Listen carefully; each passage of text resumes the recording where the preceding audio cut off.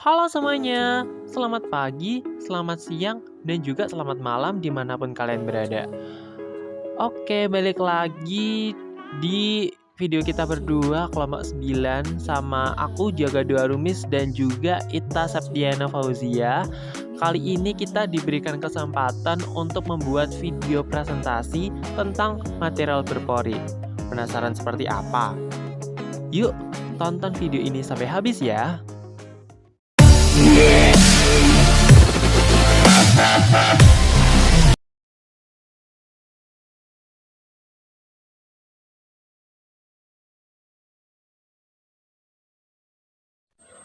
Oke, pada slide pertama ini adalah material-material berpori dalam kehidupan sehari-hari yang sering kita temui. Nah, ini yang pertama, ini ada yang di alam.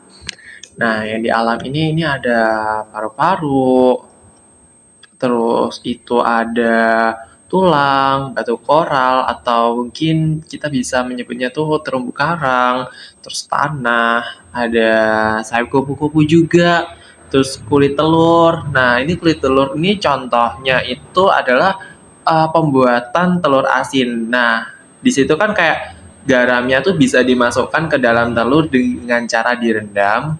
Nah, setelah itu proses yang membuat asinnya itu melalui pori-pori gitu, teman-teman.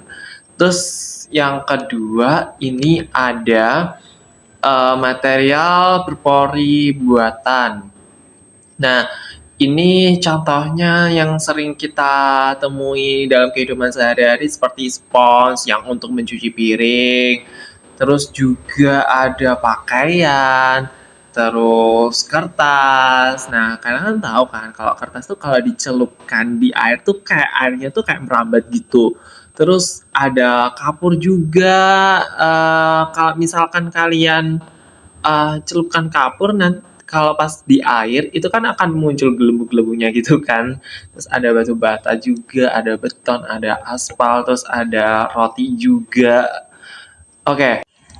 Secara umum, material berpori itu sendiri adalah material padatan yang memiliki pori. Jadi sederhananya ada batasan porositas. Nah, porositas ini tuh adalah perbandingan volume pori terhadap volume ukuran secara keseluruhan dari material itu. Nah, contohnya misalkan kubus ukurannya 1 meter pangkat 3.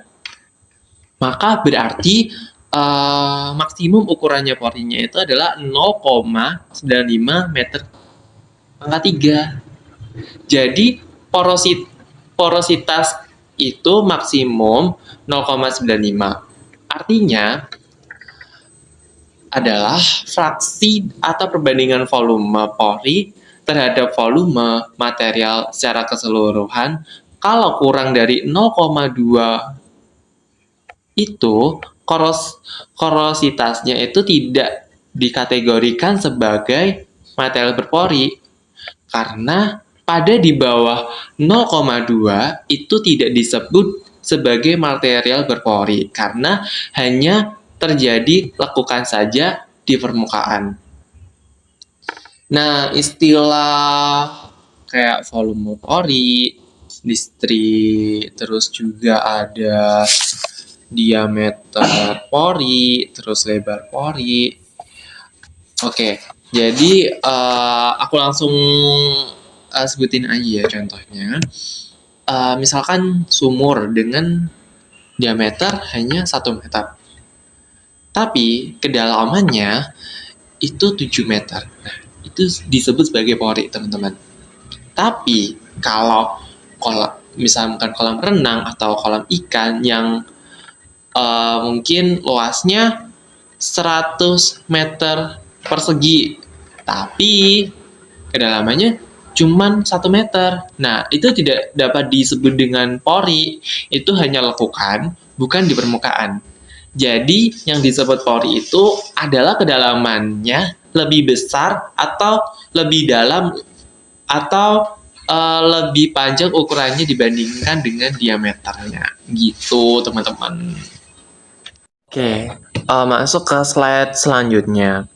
Jadi di sini kita akan membahas tentang klasifikasi material berpori berdasarkan ukuran pori. Nah, yang pertama ada mikroporus. Nah, ini tuh ukurannya sekitar kurang dari 2 nanometer. Nah, ini tuh sering banget teman-teman ditemukan di alam. Makanya ini tuh contohnya tuh ada zeoloid, karbon, silika. Terus yang kedua, ini ada mesoporus. Nah, ini ukurannya sekitar 2 sampai 50 nanometer. Nah, contohnya sendiri seperti alumina, polimer, atau beberapa katalis. Terus yang terakhir ini ada makroporus. Nah, ini ukurannya itu lebih dari 50 nanometer, teman-teman. Jadi contohnya yang banyak atau biasanya ditemukan itu pada batuan, semen, dan tanah, dan sebagainya. Kita langsung aja ke slide berikutnya. Ini adalah klasifikasi material berpori berdasarkan porositasnya. Ada 3 teman-teman. Yang pertama bahan berpori terbuka, yang kedua bahan berpori semi permeable, yang ketiga bahan berpori tertutup. Oke, aku bahas yang pertama dulu ya. Yang pertama ini tuh memiliki pori-pori besar yang memungkinkan udara dan air bergerak bebas melalui bahan. Nah, bahan berpori ini tuh biasanya tuh lebih murah daripada jenis berpori lainnya. Tetapi mungkin tidak tahan lama. Minusnya di situ. Terus yang kedua, ini adalah bahan berpori semi permeable.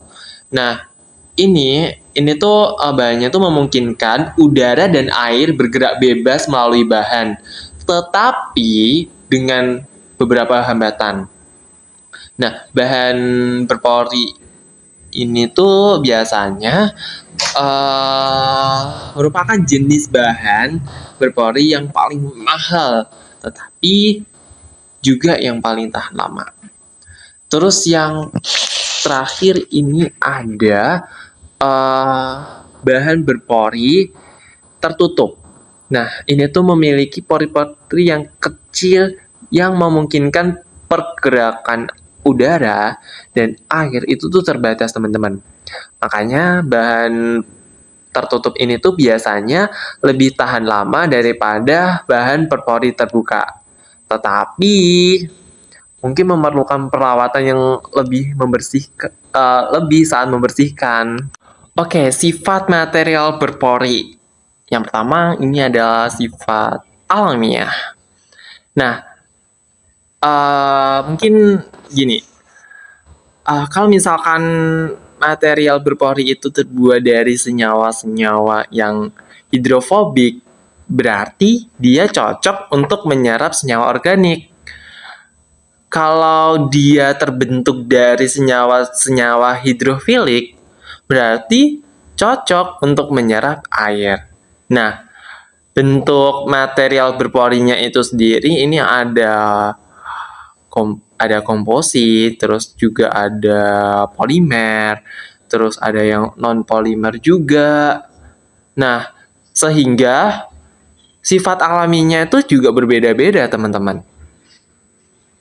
Oke, terus yang kedua ini ada geometri porinya. Nah, untuk geometri porinya itu sendiri, itu tuh ada akses yang tembus, terus juga ada yang utuh dan saling berpengaruh. Jadi maksudnya tuh gini, jika material berpori itu memiliki banyak pori yang tembus, artinya dia cocok untuk pencernian air atau untuk pemurnian gas. Tetapi kalau kebanyakan porinya itu adalah buntu, maka dia lebih cocok untuk proses absorbansi atau mungkin proses katalis. Gitu. Terus yang ketiga ini ada sifat porositas gitu. Nah, seperti yang aku seperti yang aku jelasin di slide sebelumnya ya teman-teman, volume porinya itu volume pori dibanding dengan volume material secara keseluruhan. Nah, jika porositasnya tinggi, ini catatan nih. Jika porositasnya tinggi, artinya material berpori itu mudah hancur atau mungkin getas. Atau mungkin mudah rapuh. Karena sebagian besar dalam material itu diisi oleh udara atau mungkin ruang kosong. Sehingga porositasnya itu menjadi tinggi dan sifatnya tuh menjadi rapuh gitu. Terus yang keempat ini adalah ukuran pori. Nah, ini tuh ukuran porinya itu untuk menentukan absorbansi gas, untuk menentukan absorbansi logam berat, terus absorbansi polutan organik yang ukurannya lebih besar. Gitu.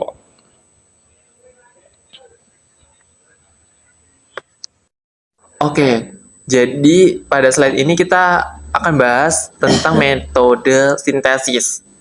Secara umum, metode sintesis pada material padat terdapat beberapa langkah, yakni pengurusan sampel, kompaksi sampel, kalsinasi sampel, sintering sampel, dan yang terakhir ada karakterisasi sampel.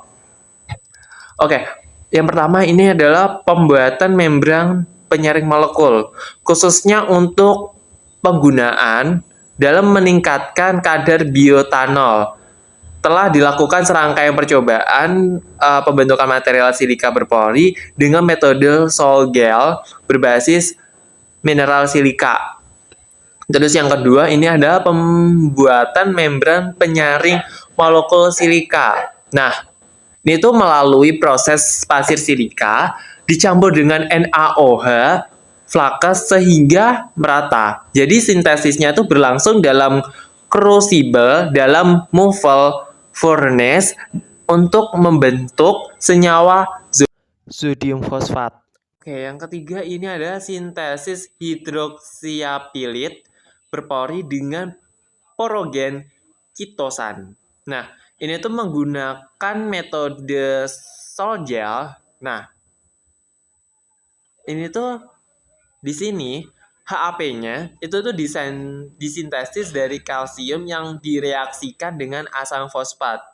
Yang nantinya kalsium itu tuh akan digunakan tuh diekstrak dari cangkang telur, ayam, dan asam fosfat teknis. Kemudian membahas mengenai instrumen. Nah, material berpori ini dapat dianalisis menggunakan beberapa instrumen. Di antaranya ada SEM, Scanning Electron Microscopy. Tipe mikroskop elektron ini dapat menganalisis gambaran permukaan dari suatu pori. Jadi kita bisa mengetahui bahan material seperti kertas ataupun baju itu memiliki gambaran permukaannya seperti apa. Kemudian ada TEM, Transmission Electron Microscopy. TEM ini sama seperti SEM, hanya saja si TEM ini memiliki resolusi yang lebih tinggi daripada SEM. Bahkan high resolution dari TEM ini dapat menampilkan lokasi atom-atom dalam material berpori. Kemudian ada XRD, X-ray diffraction. Nah, metode difraksi sinar X ini digunakan untuk menganalisis fasa, mengetahui struktur kristal, dan derajat kekristalan dari material yang dihasilkan. Kemudian ada XRF, X-ray fluorescence. Alat yang digunakan untuk menganalisis kandungan unsur atau komposisi dari dalam material berpori. Selain itu ada juga SAA, Surface Area Analyzer. Nah, instrumen ini untuk mengetahui luas permukaan pori, menghitung diameter pori, dan distribusi pori dari material tersebut. Kemudian ada juga Brunel Emmet Teller. Alat ini digunakan untuk mengukur luas permukaan pori dan adsorbennya. Kemudian ada STM atau Scanning Tunneling Microscopies. Mikroskop non-optik ini dapat digunakan untuk mengetahui struktur permukaan suatu material, memungkinkan untuk memvisualisasi densitas elektron dan mengetahui posisi dari masing-masing atom dan jari-jari permukaan gizi.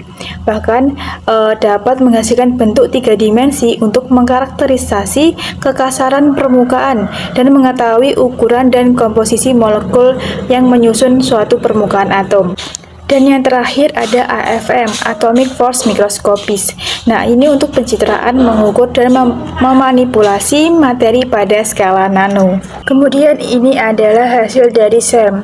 Contoh dari Scanning Electron Microscopies yang dapat menghasilkan permukaan pori suatu material. Lalu material berpori ini dapat diaplikasikan dalam bidang apa saja sih?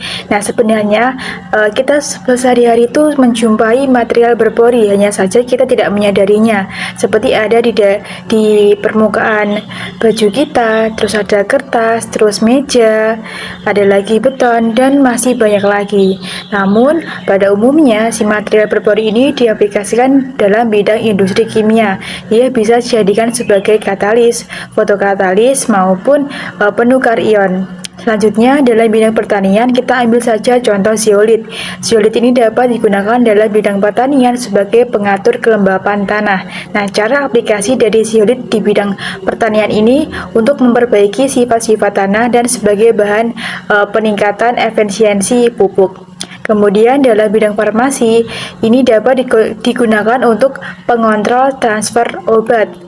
Ada lagi dalam bidang kedokteran, khususnya dalam kedokteran gigi ini digunakan sebagai campuran pupuk pasta. Dalam bidang konstruksi, si material berpori ini digunakan sebagai campuran semen. Kita dapat menemuinya dalam berupa pasir, terus ada batu bata, terus ada kerikil juga. Itu juga contoh dari material berpori yang digunakan dalam bidang konstruksi. Kemudian dalam bidang lingkungan, dia cenderung digunakan sebagai filtrasi atau pengolahan air, penyaringan air, sebagai penanganan limbah radioaktif juga bisa, dan penanganan udara tercemar, dan masih banyak lagi aplikasi dari material berpori ini. Kemudian membahas mengenai tantangan dan solusi dari penggunaan material berpori. Sebenarnya penemuan bahan mesopori yang tertata ini telah membuka peluang besar untuk aplikasi dalam katalis heterogen berkat fitur struktural intrinsiknya yang sampai sekarang belum pernah terjadi sebelumnya. Namun, bukti menunjukkan bahwa bahan-bahan dari material ini belum memenuhi harapan dari peneliti, terutama karena keterbatasan terkait dengan kekuatan situs asam dan stabilitas termal atau hidrotermalnya.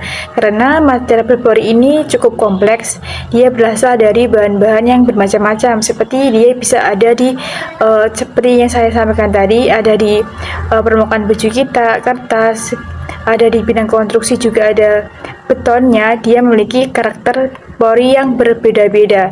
Nah, solusinya bisa dilakukan dengan penelitian yang berkelanjutan untuk memenuhi dan menyempurnakan penelitian sebelumnya terkait material berpori dalam melakukan sintesis hingga cara perawatannya.